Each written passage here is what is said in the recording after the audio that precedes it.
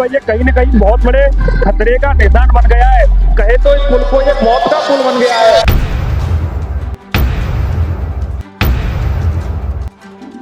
मन तो यही करता है कि भाई इनको जल्दी से जल्दी सुधारा जाए।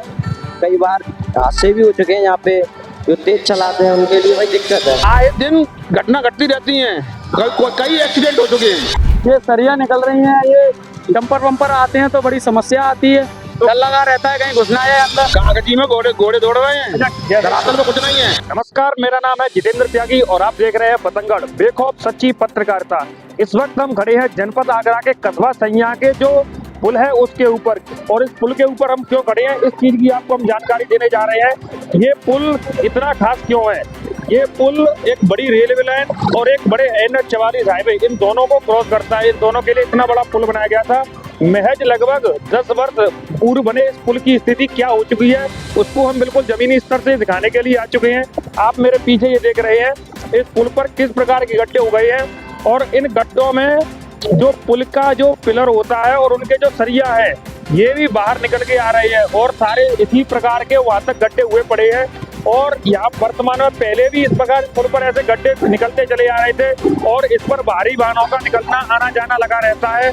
और जिस पुल पर ये कहीं न कहीं बहुत बड़े खतरे का निशान बन गया है। कहे तो इस पुल को ये मौत का पुल बन गया है। इस पर लगातार पूर्व में भी इधर देखिए, इधर ये डांबर वगैरह हो रखा है। यहाँ पहले भी इसी प्रकार की गड्ढे हुए थे इस पुल में, और इसके सरिया है जो अब भी आप देख सकते हैं, ये भी अब भी निकल रहे हैं यहाँ पे।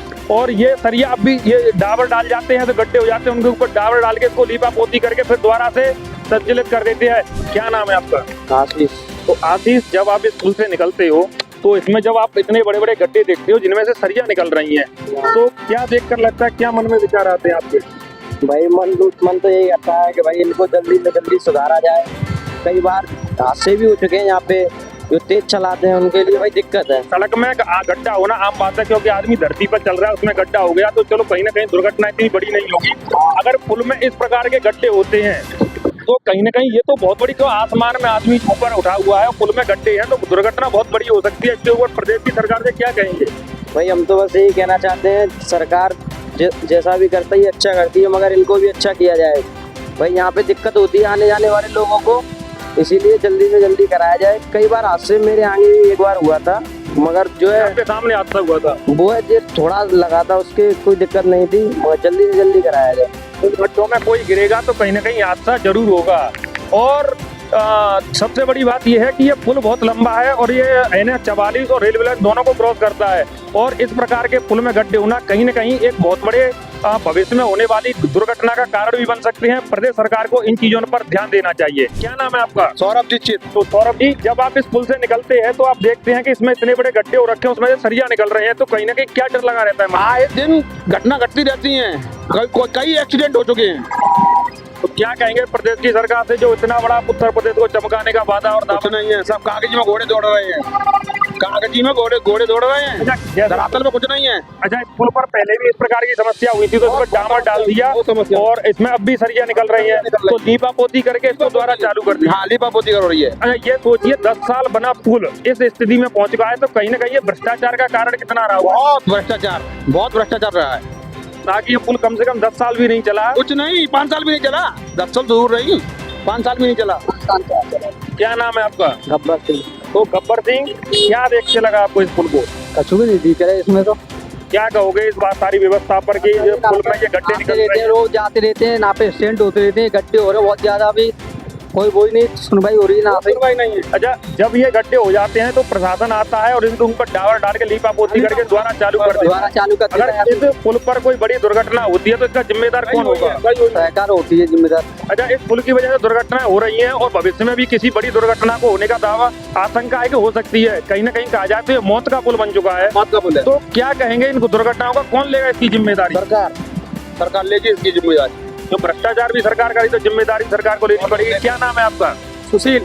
तो सुशील जी, जब आप इस पुल से निकलते हैं तो क्या लगता है आपको? हमें ऐसे लगता है कहीं हम गिर ना जाए, कहीं कोई हादसा ना हो जाए हमसे। अच्छा, सोचने वाली सबसे बड़ी बात यह है कि लगभग 10 वर्ष बने इस पुल की इस प्रकार की जो स्थिति बन चुकी है, तो क्या लगता है कि इसमें भ्रष्टाचार कितना रहा होगा? बहुत ज्यादा भ्रष्टाचार रहा है इसके, हमें दिख रहा है, साफ साफ दिख रहा है रोड पे। ये सरिया निकल रही हैं, ये डंपर वंपर आते हैं तो बड़ी समस्या आती है। डर लगा रहता है कहीं घुस ना जाए अंदर। तो प्रदेश को चमकाने वाली सरकार जो दावा करती है वो दावा केवल कागजों में है या जमीन पर ही दिखाई देता है? कागजों में दिखाई दे रही, जमीन पे तो कुछ नहीं दिखाई दे रहा हमें। केवल विकास कागजों तक सीमित है। उत्तर प्रदेश में अगर जमीनी स्तर पर आया जाए तो देखने को मिलते हैं इस प्रकार के पुल, जिनकी गड्ढे, पुल में, सड़क में गड्ढे होना आम बात है, लेकिन जब पुल में गड्ढे हो जाते हैं तो कहीं न कहीं ये खतरे का बहुत बड़ा निशान बन गया है। अगर इस पुल पर कोई भविष्य में दुर्घटना होती है तो इसकी जिम्मेदारी कौन लेगा? यहाँ के स्थानीय लोगों से हमने जब बातचीत की तो उन्होंने बताया कि 10 साल बने इस पूर्व पुल में 5 साल से ही गड्ढों का सिलसिला जारी हो गया था और लगातार इसमें गड्ढे होते गए और प्रशासन ने जो भी पुल के जो संरक्षण करने वाले आते हैं डावर डाल के लीपा पोती कर गए और यहाँ भी इसमें सरिये साफ साफ आप दिखाई दे सकते हैं। और ये पुल बहुत ही व्यस्त है क्योंकि ये NH 44 और रेलवे लाइन दोनों को क्रॉस करता है। बहुत बड़ा पुल है और कहीं ना कहीं बहुत बड़ा बजट पास हुआ इस पुल को, लेकिन वो सारा पैसा कहाँ चला जाता है? क्यों नहीं जिस प्रकार की लोगों को व्यवस्था मिलनी चाहिए वो व्यवस्था मिल पाती है? देखते रहिए बतंगड़। मेरा नाम है जितेंद्र त्यागी। जय हिंद, जय भारत।